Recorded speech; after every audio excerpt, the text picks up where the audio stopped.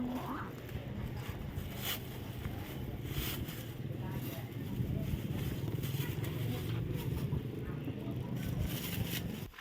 แป๊บซี่สวัสดีตะวีให้ซื้อเป๊ปซี่ให้เมียเขาไปหาหน่อไม้โอ้โดยไปกับแม่นอเบยเมียไปหาหน่อไม้โดยโอ้เอ้าซื้อของกินมันก็หลายมาผากนี่หบไปเลยอันนี้ก็เอาไว้ให้สร้างเด้อน้ำอัดลมอันเครื่องดื่มเครื่องชูกำลังนี่เอาพอดี3 คน3 ขวดเนาะของเจ้าก็เป็นของกินเด้อโดยเป็นจังไดสถานการณ์ก็อยู่ดีมีแฮงบ่เฮ็ดหยังสิแล้วแหละว่าเพิ่นเฮ็ดฮะโดยคาดเพิ่นว่าคาดในแปลนแอมน่ะนะเพิ่นถึงกะไปสั่งมาโลด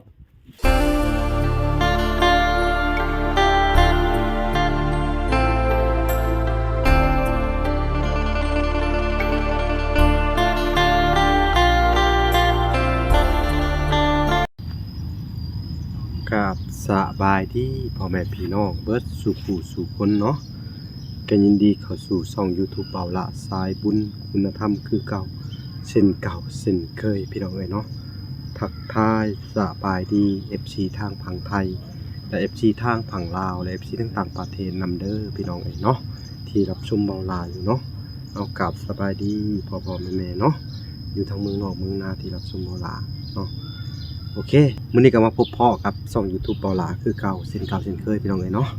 เบาละก็จะได้ออกเดินทางไปเยี่ยมยามทางไอ้แก้วเพิ่นคือเก่าเนาะไปเบิ่งกันสถานการณ์ทางเฮือนซ่านเพิ่นพี่น้องกำลังอันเฮ็ดเฮือนอยู่บ่ว่าสิเป็นจังไดพี่น้องเอ้ยเนาะ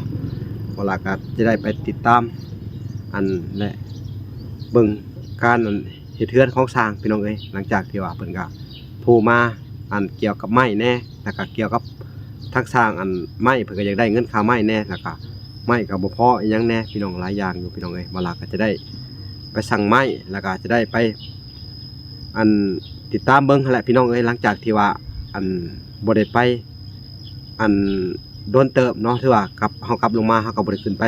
3-4 มื้อเนาะเพราะว่าทางบ้านก็ยุ่งยากแฮงเลยพี่น้องเอ้ยเนาะในการเคลื่อนย้ายสัตว์เลี้ยงเนาะก็ถือว่าพายุก็เพิ่งผ่านพ้นไปเนาะแล้วก็เฮ็ดไอ้น้ำท่วมขังหลายอย่างแล้วก็น้ำเซมันแตกพังก็ยุ่งขึ้นมาเฮ็ดให้ทางเขตบ้านบ่ล่ะกับน้ำท่วมเบิดพี่น้องเอ้ยเนาะถือว่าน้ำท่วมเข้าน้ำท่วมสัตว์เลี้ยงพี่น้องเวลาก็ต้องอยู่อันเอาสัตว์เลี้ยงนี้ก่อนเพราะว่าน้ำท่วมมันมาไวปีนี้ก็เดือน7พี่น้องเอ้ยเนาะก็ถือว่าพายุเข้าลูกแรกก็ท่วมเลยแต่ที่แน่ๆก็เข้าน้ำตำปาก็บ่เหลือพี่น้องเอ้ยท่วมหลายมื้อแล้วแซ่เนาะเวลาก็อันอยู่ในอันเวียกงานในเฮือนในซ่านพี่น้องเอ้ยก็บ่ทันได้ขึ้นไปก็ต้องขอโทษขออภัยเด้อเพราะว่าทางบ้านไอ้แก้วกับหัวเป็นจังไดพี่น้องเอ้ยเนาะเวลาก็จะได้ขึ้นไปเบิ่งมื้อนี้แหละเนาะก็ให้ทุกคนไปติดตามนำกันเนาะว่าสิเป็นจังไดแน่เนาะสถานการณ์ทางบ้านไอ้แก้วเนาะแต่ว่าปัจจุบันนี่ก็ทางบ้านเบาละก็มีน้ำท่วมมาแหละพี่น้องเอ้ยก็เลยได้อยู่นั่นแหละคืออย่างทุกคนได้เห็นเนาะเวลาก็บ่ค่อยได้ลงคลิปก็ต้องขอโทษขออภัยเอ้าก็ถือว่ามื้อนี้เฮาจะได้ออกเดินทางเนาะไปหาทางไอ้แก้วเพิ่นจะได้ซื้อของไปฝากเล็กๆน้อยๆแล้วก็ซื้อเป็นอันเครื่องดอกเครื่องดื่มไปให้ทั้งสร้างเพิ่นนำแน่พี่น้องเอ้ยเนาะโอเคเฮาก็สิไปติดตามและรับชมนำกันเลยโอเคพี่น้องเอ้ยไปพอกันอยู่บ้านไอ้แก้วเลยพี่น้องโอเคโอเคพี่น้องเอ้ยหลังจากที่บลาเดินทางมาบ้านไอ้แก้วเนาะเฮาก็มาฮอดจุดชุมลำถ้วยพี่น้องเอ้ยบลาก็บ่ได้ซื้อมาแต่บ้านเพราะทางมันยากพี่น้องเอ้ยบลามาลัดซื้อเอาอยู่บ่อนจุดชุมนี่เองเนาะพี่น้องเอ้ยถ้ามีหยังเขาก็ไปเบิ่งนำกันเนาะว่าเขาสิซื้อหยังแน่เอาไปให้สร้างกินแล้วก็ซื้อน้ำซื้อในไปให้เพิ่นน้ำแน่พี่น้องเอ้ยแล้วก็ซื้อของอยู่ของกินเนาะโอเคเขาก็จะใช้ในงบของทางแม่ทำแก้วที่เก่าพี่น้องเอ้ยเนาะเพิ่นก็บอกว่าลามาเนาะเพิ่นไปเยี่ยมก็ซื้อของไปฝากทางไอ้แก้วเพิ่นแน่อย่างประมาณนี้แหละพี่น้องโอเคเดี๋ยวเขาก็สิได้ไปเบิ่งข้าวของนะครับพี่น้องเอ้ย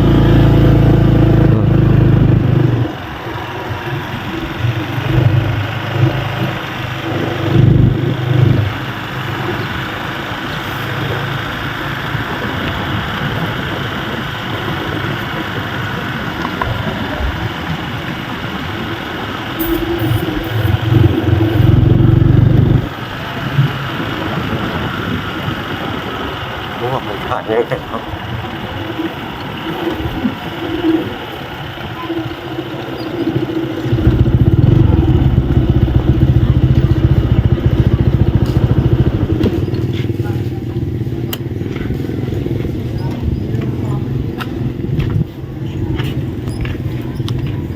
มียังแน่นอนมันนี่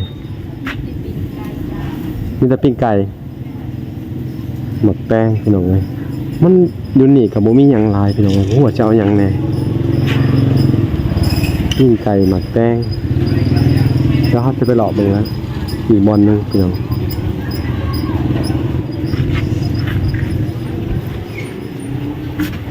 มักฮุงก็ยังมีอยู่วันมักฮุงเดี๋ยวไปเบิ่งห้านหลังก่อนเลยก็มีแต่ปิ้งไก่ที่เก่าพี่น้องเลยหัวมีอย่างไงปิ้งไก่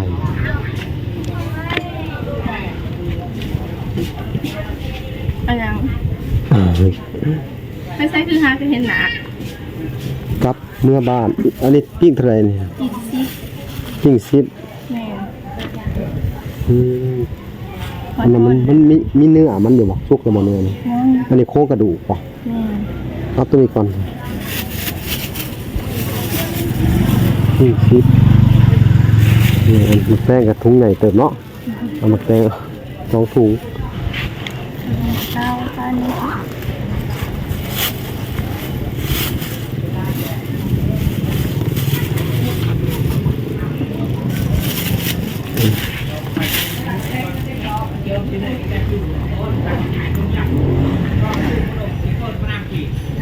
เดี๋ยวเขาจะไปซื้อเครื่องดื่มนั่นแหละพี่น้องเอ้ย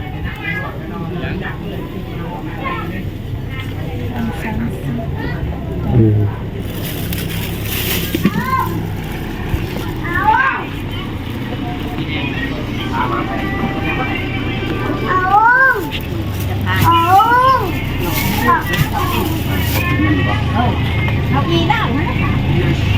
ถุงเท่าไหรนี่ 10,000 10,000เอา2 ถุง ไปบนนอกเนื้อบ่ เป็นอันหนองบ่เป็นแผ่นหนองบ่ปลูกข้าวบ้านหนองนะใครชอบแต่ผมนี่ก็คือจะมีใครนี่ก็ใครชอบ แล้วจะไปเอาปิ้งไก่เพิ่มอีกพี่น้องเลยมันบ่ฮู้สิซื้ออหยังเลยพี่น้องกลับมาฮอด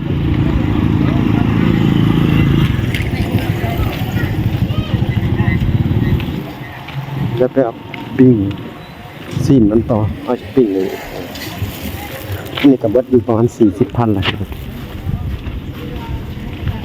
เราเลยว่า ฮะ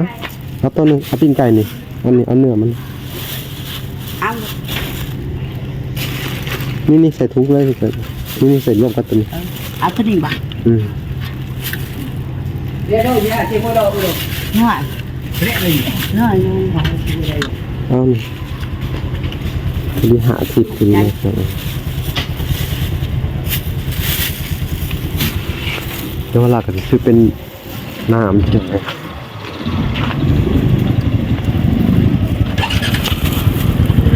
ซื้อเป็นน้ำให้ผักกัน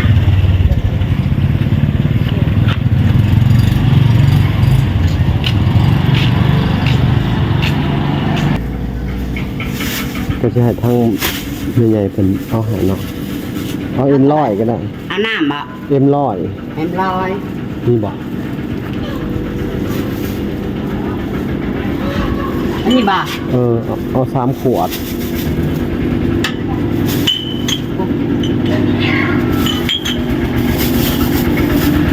แล้วก็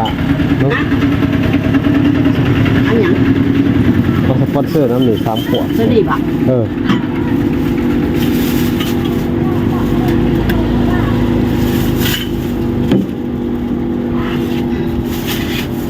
อืมนี่พี่น้อง เท่าไหร่จะกินเขาคอยบริขายไม่ใช่เขาได้ขาย โอ้ บ้าสปอนเซอร์กับอันนี้นั่นแหละขวดนั่นแหละ10,000ทิ้งอันไหนได้อันลอยได้ 10,060ตัว 60บ่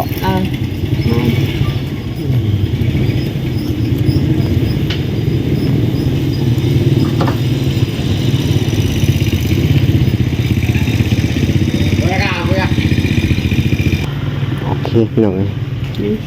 ก็นี่ตัวนี้เป็น110,000เลยเนาะซื้อไปฝากสร้างคนก็คนอื่นไปก็ต้องขอบคุณมาทางแม่ทำแก้วพี่น้องเอ้ยเนาะที่ว่าเพิ่นอันอุปถัมภ์ค้ำสู้ทั้งอันสร้างแล้วก็ครอบครัวไอ้แก้วพี่น้องเอ้ยให้กินอันอิ่มมาตลอดพี่น้องเอ้ยเนาะโอเคพี่น้องแล้วเราก็จะได้เข้าไปเยี่ยมญาติเพิ่นเลยพี่น้องเอ้ย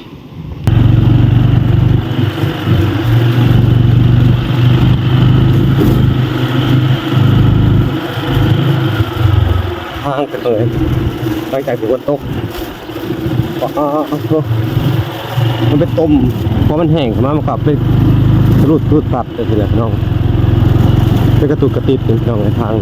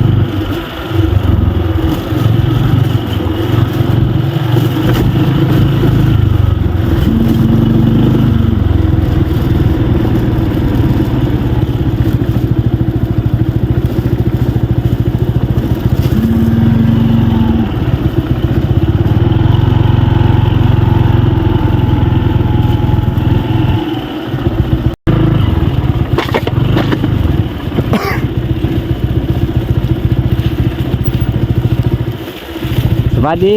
ดีไม่ใช่สั่งเด้ ได้ยังได้ลุงคุ้งขวามาเลยเนาะ เอาคนละข พ ว ลั ด งบ่เนี่ย เติมพลังให้ เนาะ นี่พี่น้องไง พลังของเนาะขอบใจอันนั้นสั่งเด้ฮะสั่งได้สะ โอ้สั่งเนื้อเหื่อนเลย เอ้าถึงสาซื้อมาผ่า เขาซื้อมาฝากสั่งนี่ฮะ เอาไหมคนละขวดเดี๋ยวจะไว้เพิ่นน้ำเมื่อเฮือนเลยเป็นได้ไหม ไม่ฮะเพิ่นไปเบิ่งงานน้ำโมเพิ่นก่อนเพิ่นว่า โอ้ แต่เพิ่นสิโทรมาบอก โอเคน้อย50บอก50โทรไปขึ้นน่ะ อ๋อสั่งเขาไปอยู่พี่น้องเลยเดี๋ยวลงก่อนสวัสดีอดิวได้ยังนะฮะ แป๊บซี่ สวัสดี ตะวี โอ้เขาซื้อเป๊ปซี่ให้ สวัสดี โดย เมียเขาไปหาหน่อไม้ โอ้โดย ไปกับแม่นอเบย เมียไปหาหน่อไม้ โดย โอ้เอ้าซื้อของกินมันก็หลายเนี่ยมาผากนี่หบไปเลย อันนี้ก็เอาไว้ให้สร้างเด้อ โดย น้ำอัดลมอันเครื่องดื่มเครื่องชูกำลังนี่ โดย ของผู้ที่3 คน 3 ขวด โดย เนาะของเจ้าก็เป็นของกินเด้อ โดย เป็นจังไดสถานการณ์ แต่อยู่ดีไม่แห้งบ่เพียงหยัง อ๋อสิแล้วแหละว่าเพิ่นเฮ็ดฮะ โดยคัดเพิ่นว่าคัดในแปลนแอมน่ะนะครับเพิ่นเถิง กะไปสั่งมาโลดมาเบิ่งไปวางไว้เขาไปละอันนั้นหิวแล้วก็ได้ยันมากินหอยไว้ กินดอกเดี๋ยวว่านะ นี่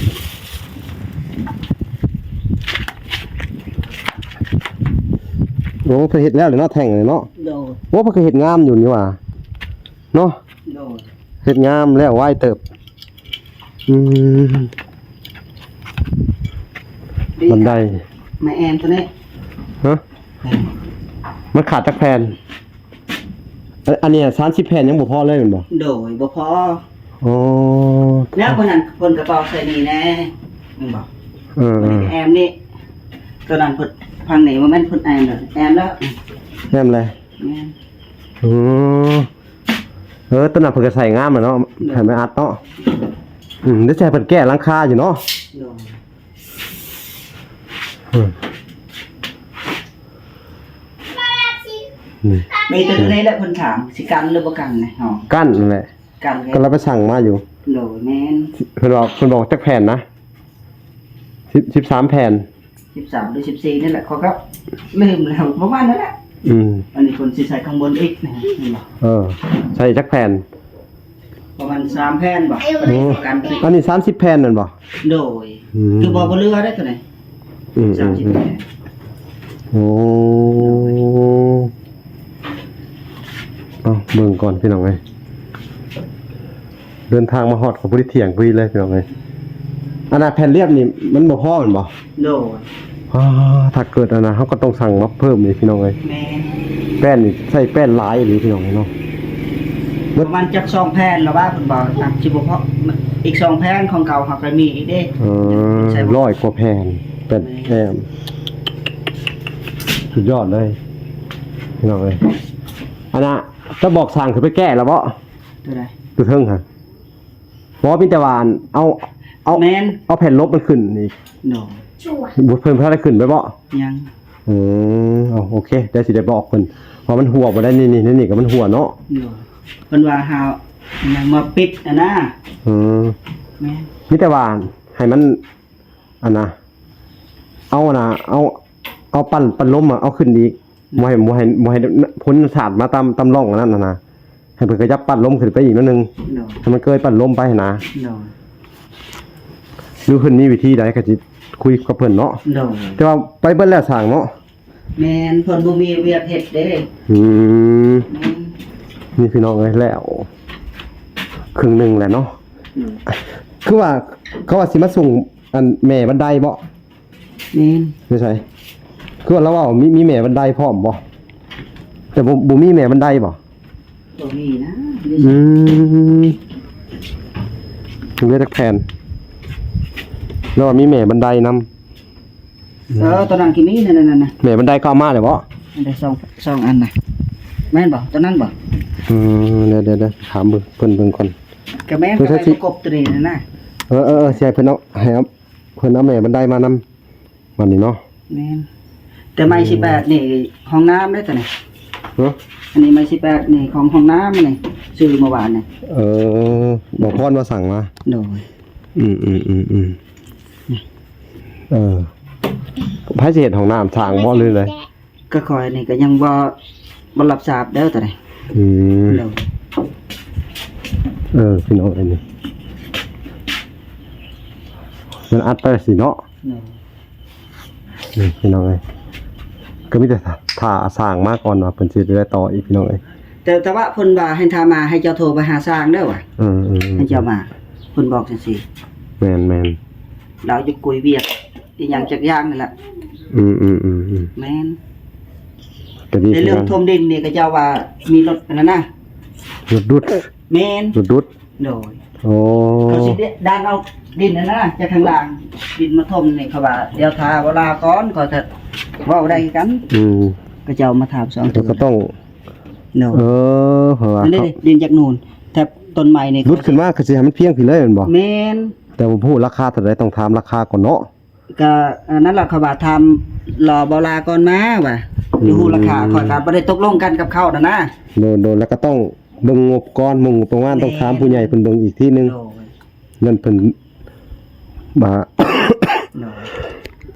นั่นน่ะก็ โดยอันนี้มันก็อันนั้นงบตัวนี้มันก็บ่มีเด้อ โดย งบตัวนี้ตะกี้ อันนี้ก็เฮาก็บ่ฮู้นำเพิ่นว่าก็รอเท้าถ้ามารอมาก่อน นั่นแหละเฮาก็ต้อง โดยอันนี้ข้อยก็ยังบ่ได้เว้าหยังดอกบ่ได้เว้าหยังจักอย่าง ดี แต่เพิ่นว่าอยากดันให้ ก็มีแต่ว่าเรื่องสีนี่สิเปลี่ยนสีใหม่เอาสีตับหมูมาแทนเนาะ นี่อันนั้นก็เจ้าบ่ซื้อเทรนเนอร์เนาะข้อยสิบอกลุงกิ้งเนาะเจ้าซื้อน้ำมันรถจักรก็ได้จักลิตรหนึง2ลิตรเฮาผสมกับ4เด้ อัน บ่ได้ให้บ่ล่ะจะว่า มันบ่เงา แม่น โดยนั่นแหละข้อยก็เลยว่าทาพวกลูกติงเฮานั่นนะ ในกระทาลูกติ่งก็เอาเป็นสีตับหมูเด้อเปลี่ยนเป็นสีขาว โดย แต่ว่าเอาเทนเนอร์ผสมเอา โดย อืม แต่ นั่น เทร แหละ นเนอร์ก็จักกระป๋องเท่าไหร่ก็บ่ฮู้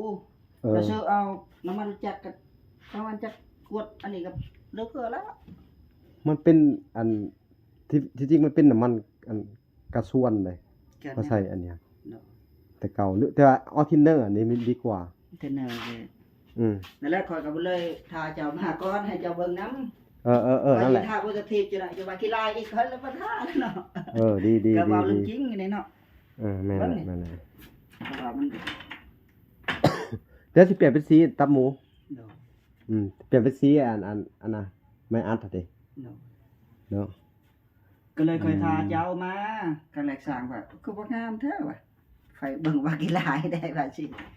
ก็ว่าก่อยก็บ่ได้ใช้น้ำมันบ่ได้สมก่อยทาแต่สี ตัวนี้ก็บ่ทันได้แกะ บ่ แต่ว่าอัน แกะแต่สีขาว สิให้อันสิถามละอันสร้างเพิ่นเบิ่งนํ เนาะ ว่าเพิ่นสิทาบ่ทากับเจ้าแหละ เนาะ จ้างมันว่าเพราะว่าให้เจ้าก็เรียนรู้วิธีทาสีไปนำโต เนาะ ว่าทาแบบใดแน่เนาะ เนาะ มันจังไวแน่เพราะว่า เนาะ อันเฮาก็เร่งอยากให้มันแล้วไวนะ เนาะ ยันมันเดือน8ก่อน นั่นแหละก็เขาถามข่อยว่าให้ข่อยทาให้บ่ข่อยว่าก็เลาะทาบ่เรามาก่อน ก็สิ ซอ ถาย ม หรือ ว่า บ่ซอย เขาก็สิ ก็สิถามเบิ่งราคาเพิ่น โดย เนาะมีผู้ใหญ่เพิ่น นั่ นั่ น นแหละทางอันแม่ตอนแก้วเพิ่นก็บอกมาว่าให้ทำ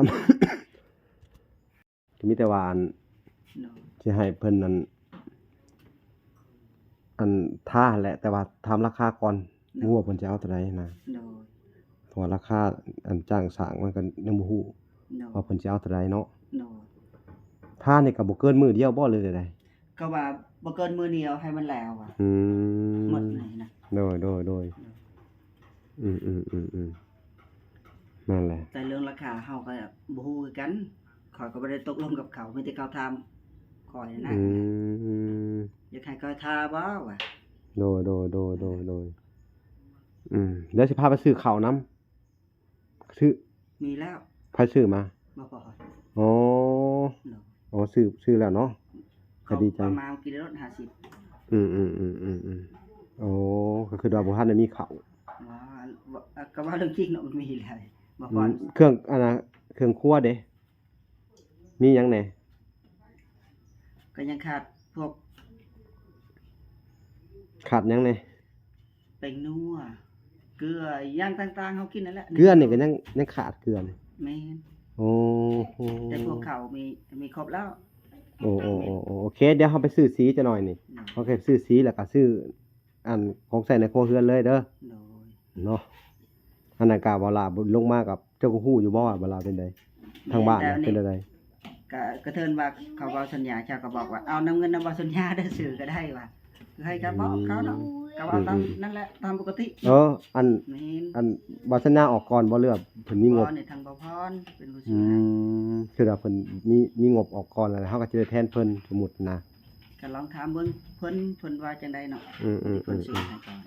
เพราะว่า มันตอนนั้นแกข้าวตอนนั้นเฮากินบ่ได้เด้ตัวนั้นเหลือครึ่งมันเป็นน้ำมันน่ะนะ มันเป็นข้างล่างแล้วมันเป็นน้ำมันบ่เลย บ่ก็เป็นหมดนั่นแหละกินบ่ได้ข้าวแต่เขาไปอยู่พุ่นน่ะนะจะเอามาให้นั่นน่ะตอนกระแลกนั่นน่ะ อ๋อ แม่นก็เลย มันโม่บ่มันเป็นโม่เนาะ โดยก็นั่นแหละ เรื่องมันถึกผลบ่วะ จักก็เลยกินบ่ได้น่ะนะ สงสัยมันถึกผลแล้วมื้อน่ะเฮาบ่ได้เอาออกบ่ บ่แม่นเป็นสิมันออกน้ำมันน่ะนะเวลากินน้ำมันคือไอ้หยังยากๆนั่นแหละ สงสัยน้ำมันหกใส่เนาะ โดยก็เลยก็บ่ได้กินตัวนั้นน่ะก็เหลืออยู่หยอกก็กินบ่ได้คือเก่าเนาะ บัดนี้แกมันเวลาน่ะก็มีแต่น้ำมันเนาะก็เลยก็บ่นึงกินเหมือนที่มีให้เป็ดให้ไก่แค่นั้นล่ะ โดยเอ้าบ่เป็นหยังอดเอาอีกอันประมาณ 2-3 มื้อก็เฮ็ดให้มันแล้วก็สิบ่มีภาระสร้างแล้วเนาะก็ให้เพิ่นก็สิไปเวียกของเพิ่นแล้วล่ะต่อไปก็เนาะ ก็เพิ่นก็มาเล็งแล้วเช้านี่เพิ่นว่ายามให้เฮ็ดให้นา เจ้าก็แล้วเฮือนหยังก็พาไปเฮ็ดไร่เฮ็ดนาเด้อ โดย ก็มีแต่ว่าไปอันดำนาสวยเขาพอได้เข้าวมากินนั่นแหละเด้อปัญหาหลักก็เด้อ โดย นั่นแหละเจ้าก็สิถ้าสมมุติว่าขึ้นเฮือนแล้วปุ๊บเจ้าก็ต้องไปหา อัน ก็ไปธรรมศาสตร์คือเฮานั่นแหละ แม่น ไปหาอยู่หาอยู่กิน บ่ พอกับ แบบ ข้าวไปดำนาช่วยกับเจ้า นี่แหละนักลักกันข่อยอยากให้เจ้าเฮ็ดตัวนี้แหละ เฮ็ด เพราะว่า นาถ้าบ่เฮ็ดนาเฮาก็ อื บ่ ม ให้เขากิน มีจักคนแล้วที่มาจองเจ้าว่าไปเฮ็ดซอยนี่ ก็มีหลายคนอยู่ โอ้ยนั่นน่ะไปเบิดทุกคนเลยเด้อ โดย นั่นแหละกับผู้ที่เฮาขึ้นเฮือนขึ้นชาติแล้วก็ กันแล้วเพื่อนเราจะก่อยก็ว่าสิไป นั่นแหละเขากำลังเริ่มดำไห้ดำนาช่วงนี้เนาะ อยากได้เงินก็ได้ อืม อยากได้ข้าวก็ให้แต่ก่อน เอาเป็นข้าวเอาบางบ่อนถ้าบ่มีเงินใช้ก็เอาเป็นเงินนำเด้อรับจ้างนำ เอเงิแน่นเถื่อกับเอา0 บาทไป2คนเนาะ อืม มื้อนี้เฮาก็เอาเงินนี่เอาเงินผัวเอาข้าวก็ได้บ่แม่นว่าสิเอาคู่มือน่ะนะบ่ โดย พอได้ โดยอืม แบบใส่เครื่องครัวเฮาเนาะเวลาปิ้งนอกปิ้งนัวบ่มีเนาะ อืม บ่มีไงข้าวแน่ โดย เงินแน่น่ะนะ โอ้ แบบนั้น อืม ไปหมด2คนเด้มันว่าสิไปผู้เดียวบ่ โอ้นั่นแหละสวยกันแต่ว่าเมียไปหาอยู่หากินมื้อนี้เนาะ โดย ตะวัน ก็ไปหาหน่อไม้ ตามนั่นแหละก็ โดย หาอยู่หากินแบบธรรมชาติบ้านเฮาเลย โดย เพิ่นไปหา เอ้าก็มีแต่ว่าพี่น้องเอ้ยก็มีแต่ว่ายามนี่ก็ยามหน่อไม้ออกเนาะ โดย ออกหลายอยู่ โดย ก็มื้ออื่นก็ไปหามาอีกเด้อ โดย เอามาเฮ็ดอันเผาไว้ โดย แล้วก็เฮ็ดอันหน่อไม้ส้มไว้ โดย แล้วก็นึ่งใส่ถุงไว้เด้อเฮ็ดหลายๆโลด โดย จักหน่อยเฮาบ่มีเวลาไปหาได้จักหน่อยนี่ โดยแม่น เพราะบ่มีเวลาไปหาเพราะหยังเพราะว่าต้องไปดำนารับจ้าง แม่น ช่วยเขา แม่น รับจ้างเอาเข่าวอะแหละ โดย เป็นเข่าวเจ้าก็เอาเข่าวสมมุติว่าเจ้าเฮ็ดทงนี่แล้ว โดย เล็ง เอาก็ไป เฮ็ด เรื่อยๆแล้วนะ เขาก็ไปเฮ็ดจัก2-3ถุงไว้บางเทื่อเพิ่นบ่นเพิ่นให้5สอบเพิ่นบ่นเพิ่นให้10สอบบ่ได้ก็มี โดย ก็บ่แน่เฮาบัดนี้เฮาดำแล้วเฮาก็ไปเกี่ยวช่วยเพิ่น โดยแม่น นั่นแหละตาม วั นั้น น นี้เฮาดำเขาก็ให้ตั้งฮัก อืม เกี่ยวเขาก็ตั้งฮัก นั่นแหละ โดย เอาเฮ็ดไปเพราะว่าภารกิจของอันทางวลามันก็สิเบิดแล้วนํเจ้านี่ โดย เนาะก็ถือว่าขึ้นเฮือนขึ้นศาลแล้วก็ถือว่าเจ้าก็ โดย ประสบความสำเร็จแล้วเนาะ โดยแม่น ก็ถือว่าบ่มีหยังแล้วหั้นนะเนาะก็มีแต่ว่าการช่วยเหลือเจ้าก็สิ้นสุดเนาะ โดย ก็มีแต่ว่าสิมาเยี่ยมมายามต่อหน้าไปก็คือเก่าเนาะ โดย เอาจังได๋ก็คือเก่าแหละสู้ๆหาอยู่หากินไปคือเก่า โดย เนาะแต่ว่าอันเรื่องเฮือนก็ยังอีก 2-3 มื้อนี่แหละเฮาว่าเบิ่งทรงเนาะเพราะอันนี้เพิ่นเฮ็ดแล้วเพิ่นได้เพิ่นตั้งอันน่ะขึ้นเลยขอแต่มีแม่มันเนาะ โดย เอาโอเคพี่น้องเอ้ยก็มีแต่ว่าสิให้ทาง สร้างใหญ่น่ะสร้างใหญ่กับว่ามันเขาอยู่นี่เขามือบ้านบ่ อ๋อเพิ่นว่าให้โทรหาเพิ่น แม่นเพิ่นบ่กะทีนี้เพิ่ง อื เมื่อนั้นนะ ก็คือมีแต่ว่าให้เจ้าไปตามจังหน่อยเนาะเรือเฮาไปเบิ่งนำกันก็ได้เนาะเฮาจะยังสิไปตลาดอยู่เนาะ โดย พี่น้องเอ้ยเอาเดินทางมาฮอดอยู่ดีมีแฮงก็ดีใจตั้งแต่น้ำท่วมเฮาก็บ่ได้ขึ้นมาเกือบทิศเนาะ โดย มันน้ามันแห้งหลายน้ำท่วมบ้านท่วมเมืองมันบ่มีบ่อนเลี้ยงงัวเลี้ยงควายเลย โดย พี่น้องเอ้ยต้องเอาเรือใหญ่ลงไป แต่รู้สึกว่าตอนนี้มันกระโยบแน่แต่ว่ามันต้องอันเผาระวังแบบว่าพายุเข้ามาอีกรอบหนึงหั่นนะถ้าพายุเข้ามาอีกรอบหนึงก็คือรอบนี้ท่วมเบิดเฮือนหั่นนะ บ่พี่มึงอยู่เนาะว่าบ่ใหญ่ แม่นคือมื้อน่ะก็ตก2มื้อ2คืนอีหลีเนาะ โดย มื้อเขาไปถ่ายเจ้าหั่นเนาะ 2หรือ3บ่ อืม เพราะว่านี่แหละ นั่นแหละ โอ้นี่ประมาณนี้พี่น้องเอ้ยเพิ่นก็ โดย เฮ็ดพิธีเรียบร้อยเนาะ แต่พวกนี้ก็เพิ่นเฮ็ดแล้วแต่หมู่บ้านนี่แหละ ให้แล้วแต่ว่าเนี่ย โดย รอถ่าแต่อันตัวใหม่มาเนาะ แม่น รอถ่าแต่ข้างในเนาะคันห้องข้างในพี่น้องเอ้ย โดย นี่ใช่ไหมจักเส้นแต่ว่านี่1 2 3น่าจะ3เส้นเนาะ โดย 3เส้นถ้า4เส้นนี่แหละ 3เซนนั่นแหละครับ อืม ก็ประมาณ5ซ้ำนี่ แล้วก็สิไปสั่งไม้อัดมาอีกพี่น้องเอ้ยนี่แล้วเราใช้เพิ่นขึ้นไปไปลื้ออันน่ะออก แล้วก็เอาอันน่ะขึ้น โดย เพราะว่ามันเลยเด้ อืม มันบ่กวบกับอันปั้นลมมันเด้ โดย เวลาฝนตกเข้ามาแล้วมันสิเวลามันสาดมาสิแล้วมันสิแล่นมาตำไม้เลย โดยแม่น นั่นแหละเขาก็เลยจะให้เพิ่นเอาขึ้นไปสูงๆแหน่นิดนึง โดย เนาะ โดย วิธีแก้เนาะพี่น้องก็ถือว่านี่แหละพี่น้องเอ้ยขับเพิ่นมาก่อนก็ยังมีเวียกอยากคุยกับเพิ่นอยู่พี่น้อง แม่ เพิ่นก็ว่าให้โทรหาแม่นบ่ โดย อืม บ่าวเพิ่นก็รออยู่นี่ละเมื่อกี้นี่คือเหมือนนั่นน่ะ เหมือนมาเหรอบ่ น่ะ มาเลย มาพอดี โอ้จะเอาน้ำมาให้เพิ่นไปเบิ่งพี่น้องให้ว่าแกเอาน้ำให้ก่อนสบายดีสร้างสบายดี ม อืม แล้วจะมาให้กันว่าจะได้แป้น เอามาแผ่นละ70ละ จักแป้นเท่านั้นน่ะ เฮาสั่ง70 นั่นล่ะ เลยหันบ่เอา ลายเต้นอยู่นอกเนาะลายตัวใน เอาให้สร้างนะนี่ เอาคนไป ซื้อมาให้มาคนเดียวนี่บ่ มันบ่ได้ให้อยู่นี่นะ อืม ถ้ารอว่าให้ซื้อทั้งซีจัก2แผ่นที่ใส่ในนี้เนาะ ใช่ ในวันนี้วันกันชาตินึงใช่ จะเฮ็ดให้เด้อ ได้ แปลงใหม่ นั่นแหละก็ว่า อย่าบ่มันหัวฮะบ่มันหัวแหละ นั่นแหละ นั่นแหละให้เจ้าคือได้แก้ใหม่หยังหันเบิดเด้อ ได้ ได้ซื้อมาให้ดอกสังกะสีบ่ยากดอก เอาสังกะสีแบบว่าเอา8ฟุต12ฟุตก็ยานแล้วเฮา อืม จ่ายแบบว่าล่า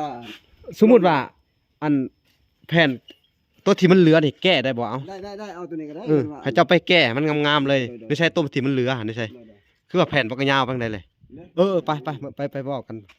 เฮาก็จะเบิ่งเจ้าแก้ สิเอาตัวนี้แล้วเฮายันเฮาหน้าให้ บ่แก้เลยมีแต่ว่าตัวนี้เอาไว้ใส่บันไดนี่แผ่นเดียวนี่ แผ่นตัวยาวนี่สิได้จะเอาแผ่นนึงเอาไว้ได้ที่คัน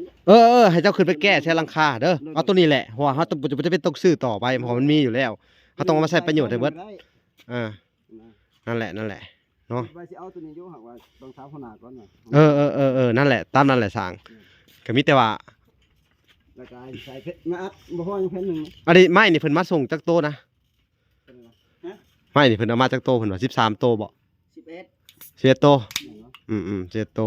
มา18 ไม้48อันเฮาใส่จักโตขันนั่นมันอันน่ะสร้าง คันเอาใส่4ตัว 4โตโอเคพี่น้องเอ้ยใส่4โตเนาะก็ใส่เหลือแต่แป้นนี่เป็นได้แป้นเขาสิมาเลยนะคือบ่ให้เขามาเลย จะแผ่นเท่าไหร่ล่ะเขาหมอลงโทรถาม แต่ว่าเฮาสั่งในราคา70เด้อเพราะว่าแป้นเพราะว่าเฮาเอาตามมาตรฐานของราคาแป้นนี่แหละนั่นแหละ เราสิโทรถามเขาว่าได้บ่แผ่น70นะ ถ้าได้แล้วก็เอาเข้ามาเลย น้อย เพราะว่าทางเก่าทางอันเจ้าเก่าครับเพิ่นก็ว่าสิเอาเข้ามากับมื้ออื่นผู้เฮาเจ้าจะเฮ็ด เป็นหยัง นะ น้อยเป็นหยัง ฉะนั้นก็ยกเลิกแล้วเขาว่าซั่นหรือว่าใด กันแล้วแต่ มันสิหลายคนมาชวนกันเนาะ คันว่าอื่นก็บ่เป็นหยัง ยันว่าจะสร้างกันเร่งนะ ปกติยังมีแต่สิมาใส่สังกะสีตัวนี้ จะมาเฮ็ดใช่มันแล้วใช่มาแก้ใช่ถึงเด้อ นั่นล่ะวะ เพราะว่าอันบ่อยากให้มันหัวนะและหรือว่าอัน แล้วก็บนกันชาติตัวนี้ตัว2แผ่นเฮาแอน2แผ่นก็สิอัดใส่สังกะสีนะ โอเคเฮ็ดแล้วรอดแนวที่ว่าบ่ให้มันหัวเนาะ ลมมาแล้วก็มันสิพัดเข้าในนะ ถูกต้องเอาตามสั่งว่า นั่นแหละ แล้วก็อีกอย่างหนึงเด้อข่อยอยากถามช่างว่าถ้าสีนี่เท่าใดราคาบอกมาดูหนู ถ้าว่ากับหมู่กัน มาแรง ใช่เฮาสิถามใหม่อีกรอบหนึงเนาะ เดี๋ยวเฮาทำใหม่ตัวนั้น ถ้าสีแล้วก็ให้ช้อนไอ้แก้วนํให้เราเป็นพอได้เป็นอาชีพก็เฮ็ดนํกันเลยเด้อ วิตเนอร์มาใส่เลย นั่นแหละต้องเทรนเนอร์แหละมื้อหน้าเฮาก็ลืมเนาะ กันว่ามีวิตเนอร์ก็ต้องมันอัดสั่งได้ บ่เป็นหยังดอกนั่นแหละแต่ไปซื้อกับเทรนเนอร์มาสักป๋องหนึงก็ถ้าให้มันแล้วไว้เพราะว่าอีกอย่างหนึงมันสิเข้าเดือน8แล้วยันไอ้แก้วบ่ทันขึ้นเฮือนนะอยากให้เราขึ้นเฮือนแล้วก้าวว่าจักมื้อเอ้าเขาว่ามีของครบ มื้อนึงก็เหยาก็ว่า แล้ว มื้อแล้ว มื้อขึ้นเฮือนเลย เอาซั่นวะ คันได้นะ นั่นแหละเอามันแล้วซะแล้วก็สนากาอันซุปเจ้าท่าอันนั้นแล้วก็ไอ้แก้วก็ช่วยกันท่าอันลูกตอกลูกติงเฮาสิไปซื้อสีแต่ว่าเอาขอถามหน่อยสีนี่ตัวใดมันงามสิท่าลูกติงนี่ให้เจ้าเว้าดูสร้างความคิดเห็นของเจ้า เองตามเจ้าของหมัก สีตะหมูนี่มันสิงามบ่ ตะมูก็งาม เนาะเอามันเข้ากับสีอันปันลมเนาะ แม่นล่ะ เอาแต่สร้างเคยเห็นมาเอาว่าจังได๋ ส่วนไอ้สิตะมูยังหน่อยหมักไปหมักมัน เจ้ามักสีหยัง หมักสีหยัง มาได้หมดก่อนสิยังเขาก็เอา ปลูกเฮือนตามใจผู้อยู่ผู้ตามใจผู้นอนพี่น้องเอ้ยเนาะ ค่อยก็เลือกบ่ได้เนาะ อืม เนาะ ๆๆ ที่เลือกเองก็เลือกบ่เป็นคือเก่าเนาะ เพิ่นเรียกว่ามันแตกแผ่นหนึง หรือว่าช่างก็สิถ้าข่อยไปยืมจักรบ่ได้เจ้าสิตัดได้บ่เฮ็ดแม่มันได้นี่เนาะเฮ็ดแม่มันได้มันบ่ลูกตัวหนึงก็เฮ็ดลูกมันนี่ ลูกตัวเม็ดแม่ เพราะว่าเฮาสั่งไม้มันแล้วเฮาบ่อยากให้มันเศษเฮาบ่ต้องสั่งมาไม่อีกเอาเดี๋ยวเฮาสิไปหาเสาจักรมาเด้อโอเค ตามนั้นแหละเนาะพี่น้องเอ้ยนี่ล่ะมื้อนี้แหละสิไปหาเสาจักรเสาหยังไปเลาะถามเบิ่งก่อนว่าไผมีบ่อนให้เสาแน่นะนำปาดอันนี้หรือว่าจ้างเพิ่นมาปาดเล็กๆน้อยๆเนาะ ปาดออกเป็นกับสมเด็จคือว่าเราสิฟ้องแทนเนาะ แล้วจ้างปาดเอาก็ได้เนาะ ยืมจักพอรุ่น ไปยืมไปก็ ตัดตีนเสานี่ เฮ้ยไปอันนั้นก็ได้เจ้าเฮ็ดโลดเพ ราะว่าเฮามันมีไม้แล้วเฮาบ่อยากให้ต้องไปซึ้งไม้ ก็ให้เขาเนาะ อ่า เอาชุดว่านั้นเฮาปะผ่าเองว่านั้นซะ กะอีกตามแล้วขนาดเขาปาดข้องละ30,000นึงนะคำจ้างคนนึงเฮาก็อิงตามเพราะว่าตามอย่างเฮาอยากให้ชั่วละ100,000เท่าไหร่ก็แล้วแต่เพิ่นเว้ามาเอาก็หรือว่าให้เพิ่นมาเฮ็ดเองก็ได้จ้างไผปาดไม้อยู่เอาเว้ามาดู จุอันนี้ก็บ้านเราเขาใส่ฟอนเนาะ ปาดกะนี่แหละกะอันไปถามราคาเพิ่น เขาสิบ่ปาดให้ว่า นั่นแหละ ไม่เห็นว่าเขา เอาราคาไปบอกเขามาเบิ่งดูเขาปาดอยู่ดอกเนาะเขามีอีดาบเนี่ยเขาแล่นแต๊ะๆๆบัดเดียวก็ให้ช่างเบิ่งเด้อเอ้ามอบให้ช่างเนาะ เดี๋ยวๆ เพราะว่าเฮาอัน เฮ็ดได้ให้เผานี่ ถ้าอยากเฮ็ดบันไดคือกันแหละนี่แหละไม้อืม มองเลย กินแล้วข้าวฮะ ยัง อุตส่าห์ซื้อของอยู่ของกินมาบ่ก็หลายเนี่ย ยังจะได้เดี๋ยวไปบอกเขามาเนาะ ไปบอกเขามาเฮ็ดเลยไปเอามาเฮ็ดมาโลดซื้อของกินมาไว้เลยไปพาทีมงานมาเด้อ เอาบ่เป็นกด เอา กดไว้นี่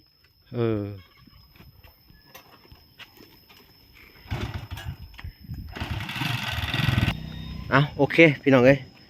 ก็มันก็สิได้ดำเนินการต่อไปเนาะนี่พี่น้องเอ้ยก็พูดดีว่าทางไอ้แก้วเพิ่นก็ใกล้สิแล้วแหละเฮือนเนาะ โดย เอาตั้งมุกตั้งใจเอายังอีกนิดเดียวก็สิถึงผังพันแหละเนาะ โดย โอเคก็บ่มีหยังหลายพี่น้องเอ้ยมื้อนี้ค่ะได้มาเยี่ยมมายามเพิ่นเนาะเฮาก็สิดำเนินการมื้อนี้ก็หลายอย่างบ่ล่ะสิดำเนินการเนาะ โอเคพี่น้องเอ้ยยังอีกเรื่องหนึงพี่น้องเอ้ยเนาะโอเคพี่น้องคลิปนี้ก็บ่มีหยังหลายเนาะเอาล่ะก็สิได้จบคลิปแล้วก็ยังสิติดตามคลิปต่อไปเนาะเกี่ยวกับปาดเสาพี่น้องแล้วก็พาไอ้แก้วไปซื้อสีเนาะยังหลายอย่างอยู่เนาะไปซื้อมีหยังบ่พอบอกเด้อ โดย โอเคพี่น้องเอ้ยคลิปหน้าเนาะ โดย โอเคพอกันใหม่คลิปหน้าพี่น้องโปรดติดตามตอนต่อไปพี่น้องว่าล่ะสิไปเฮ็ดหยังแหน่เนาะพี่น้องโอเคพอกันใหม่คลิปหน้าโอเคสบายดีเด้อสบายดีบ๊ายบาย